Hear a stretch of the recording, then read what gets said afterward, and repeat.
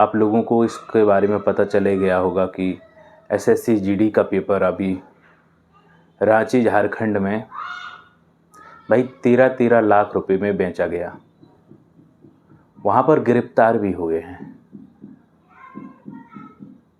अब ईमानदारी का क्या ज़माना नहीं रहा है।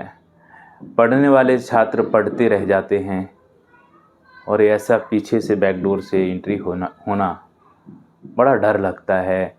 ऐसा लगता है कि तैयारी करने वाले छात्र क्या करें। अब यहाँ डीमोटिवेट होने की भी बात है कि भाई आदमी पढ़ रहा है, अब उसको ये भी डर है कि मैं पढ़ता ही रह जाऊंगा क्या। जब ऐसे मामले सामने आए, अब इसके बारे में आपको सबको पता चल गया होगा कि ये हुआ क्या है। ये तस्वीर आप देख रहे हैं, कंप्यूटर खुद पे खुद चल रहा था, कर्सर बाहर बैठे सॉल्वर गेम काम कर रहा था। रांची में एसएससी जीडी परीक्षा में बड़ा खेल हो गया है। इसमें बताया गया कि रिमोट एक्सेस से नकल का बड़ा खुलासा हुआ है। रिमोट एक्सेस होता था। पुलिस ने 6 आरोपियों को गिरफ्तार कर जेल भेज दिया है। चलो, जेल भेज दिया है। अब बात ये है, जो पेपर दे रहा है उसके माता पिता इतना बड़ा क्राइम करा रहे हैं। बेटे को पढ़ाओ ना अपने। अरे भाई 13 लाख रुपए अपने बेटे बेटियों को जो घूसखोरी में तुम दे रहे हो, बढ़ावा दे रहे हो, पढ़ा नहीं पाते हो। इन जो 6 आरोपी पकड़े गए, जो स्टूडेंट पेपर दे रहे थे, वो स्टूडेंट थोड़ी, वो तो क्रिमिनल हैं। उनके माँ बाप को पकड़ो ना, जिसने पैसे दिए। 13 लाख रुपए कहाँ से लाएंगे अपराधी। इनकी व्यवस्था करवाई गई। ये बढ़ावा है। अच्छा, ये सोचिए कि हम 100 लोग बैठे हुए हैं, 100 लोग में 90 लोगों ने बहुत मेहनत की, उसमें से 10 वैकेंसी हैं। अब कंपटीशन है उसमें कि पढ़कर पेपर देना है, कैसे भी करके दिन रात मेहनत करेंगे। कोई कोचिंग लेगा, खुद से पढ़ेगा। भाई पैसे भी नहीं हैं लोगों के पास, तो वो कैसे पढ़े, कोचिंग कैसे ले। तो अब मेहनत कैसे भी करके वो पढ़ रहा है कि हमें ईमानदारी से सिलेक्शन लेना है, वर्दी लेना है। और उसी में से 10 लोग जो बचे हैं वो घात लगाए बैठे हैं कि हमें पेपर खरीदना है। अब उन्होंने ऐसा ही पेपर खरीदा और वो सिलेक्ट हो गए। अब ये 90 लोग जो दिन रात एक कर रहे हैं, उन्हीं में से कुछ ऐसे भी हैं जिनके माँ बाप गुजर गए हैं। केवल यही उम्मीद में है कि अब मेरा एक ही सहारा है कि कोई नौकरी लग जाए। शादी भी नहीं हुई, कोई पूछ भी नहीं रहा है। देखो, माँ बाप जब नहीं रहते हैं ना, तो समाज बहुत दूर से धिक्कारता है। समाज से कट जाता है आदमी, काट दिया जाता है समाज से। लोग अपने रिश्तेदार भी भूल जाते हैं, लोग बुलाना बंद कर देते हैं। शादी की तो दूर की बात है कि शादी नहीं हो पाती है। लड़के भी हो सकते, लड़कियां भी हो सकती हैं।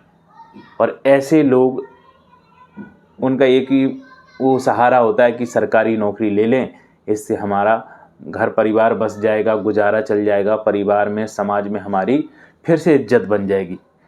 अभी एक लड़की ऐसा ही एसडीएम बनी, पीसीएस से अभी सिलेक्ट हुई हैं, जिनके माता पिता एक्सीडेंट में ख़त्म हो गए। लोगों ने बोलना ये बंद कर दिया था, बुलाना बंद कर दिया था अपने शादी विवाह में।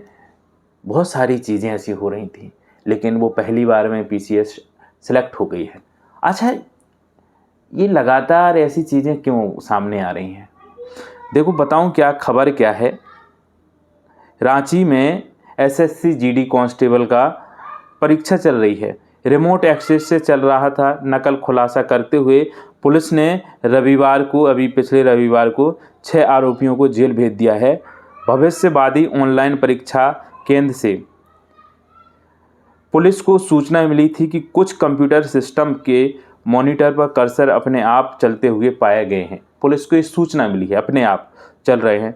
मामला सामने आने के बाद रांची पुलिस ने कार्रवाई करते हुए 6 आरोपियों को गिरफ्तार कर लिया, जबकि सेंटर का आईटी हेड है, जो संचालक और टेक्निकल हेड फरार बताए जा रहे हैं। ठीक है, उस समय की ये खबर है। अब हो सकता है पकड़ लिया गया हो। यह परीक्षा शनिवार को आयोजित हुई थी, पिछले ही शनिवार को। रविवार को गिरफ्तार हो गए वो। सिटी एसपी पारस राणा ने बताया कि पुलिस को सूचना मिली थी कि कुछ अभ्यर्थी केवल परीक्षा केंद्र पर बैठे हुए थे और कंप्यूटर खुद ही उत्तर तैयार कर रहे थे। सेंटर ऑब्जर्वर ने इसका वीडियो भी पुलिस को भेजा। वीडियो में स्पष्ट दिख रहा था कि कंप्यूटर का कर्सर खुद संचालित हो रहा है। ये सारी चीज़ें चल रही थी भाई, रिमोट एक्सेस था। सूचना मिलते ही सहायक पुलिस अधीक्षक कोतवाली के नेतृत्व में कई टीमों का गठन किया गया। स्थानीय पुलिस और परीक्षा नोडल पदाधिकारी के साथ समन्वय हुआ स्थापित कर छापेमारी की गई। पुलिस पहुंचते ही सेंटर का आईटी हेड फरार हो गया। जो सेंटर संचालक है, आईटी हेड, वो फरार हो गया। जांच में सेंटर संचालक और टेक्निकल हेड की संलिप्तता भी सामने आई है। जो जांच हुई है, जो सेंटर हेड है, संचालक है, वो भी इससे जुड़ा हुआ है, लेकिन दोनों मौके से फरार हो गए।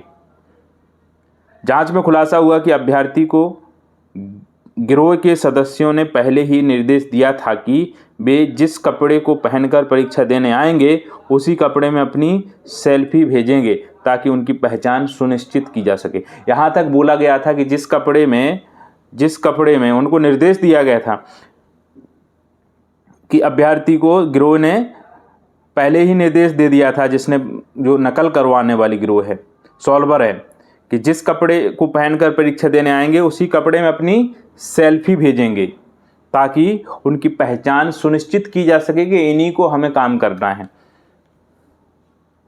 अभ्यर्थियों ने गैंग को अपनी तस्वीरें भेजी थीं।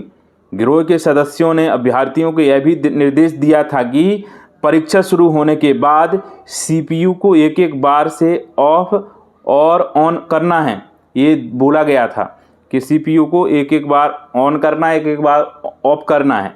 इसके बाद उन्हें कुछ नहीं करना होगा।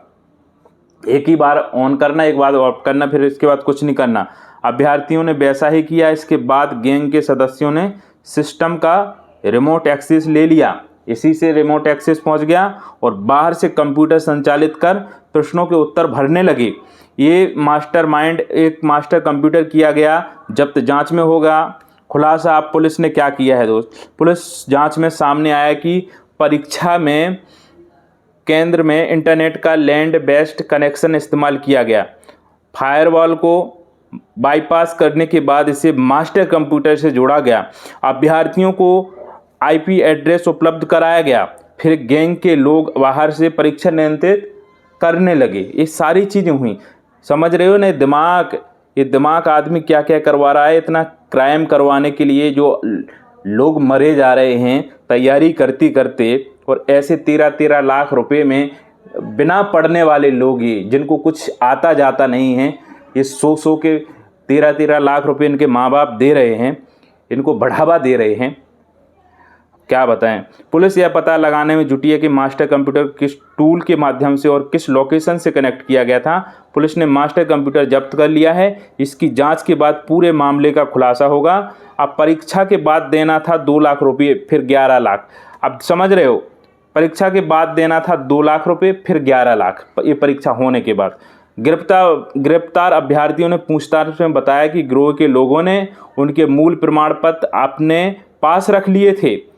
अभ्यर्थियों ने, जो अभ्यर्थी काय के अभ्यर्थी हैं बताइए, इन्होंने बताया कि गिरोह के लोगों ने उनके जो प्रमाण पत्र थे उनके पास रख लिए थे। उनसे कहा था कि परीक्षा के बाद 2 लाख रुपए देने होंगे और नौकरी लगने के बाद 12 लाख रुपए अतिरिक्त देने होंगे। पेपर देने के बाद 2 लाख, फिर इसके बाद नौकरी तैयार है तुम्हारी, और 11 लाख रुपए, 12 लाख रुपए अतिरिक्त देने होंगे। बिहार और कोडरमा जाएगी पुलिस की टीम। रांची में चल रही है छापेमारी। पुलिस ने बताया कि इस गिरोह के रांची में रहने वाले कुछ अन्य सदस्यों की पहचान कर ली गई है, जिनकी तलाश में छापेमारी की जा रही है। बिहार और कोडरमा में रहने वाले लोग, जो गैंग इसके पीछे है। परीक्षा केंद्र से सीसीटीवी का डीवीआर, फायरवॉल और अन्य तकनीकी उपकरण जब्त किए गए हैं। पुलिस का मानना है कि फायरवॉल को जानबूझकर डिसेबल और बाईपास किया गया था, तभी इस तरह की गड़बड़ी संभव हो सकी। पुलिस ने परीक्षा केंद्र से कई इलेक्ट्रॉनिक उपकरण का और दस्तावेज जब्त कर लिए हैं। जो बरामद किए गए हैं 6 कंप्यूटर हैं, सीसीटीवी का DVR 2 हैं, फायरवॉल 2 हैं, एयरटेल का राउटर 1 है, जियो का राउटर 1 है, CPU 1 है, सीडेक बॉक्स 2 हैं, एडमिट कार्ड 6 हैं, मोबाइल 5 हैं, 1 टैब है। ये 10 चीज़ें हैं जो पुलिस ने वहाँ से ली हैं।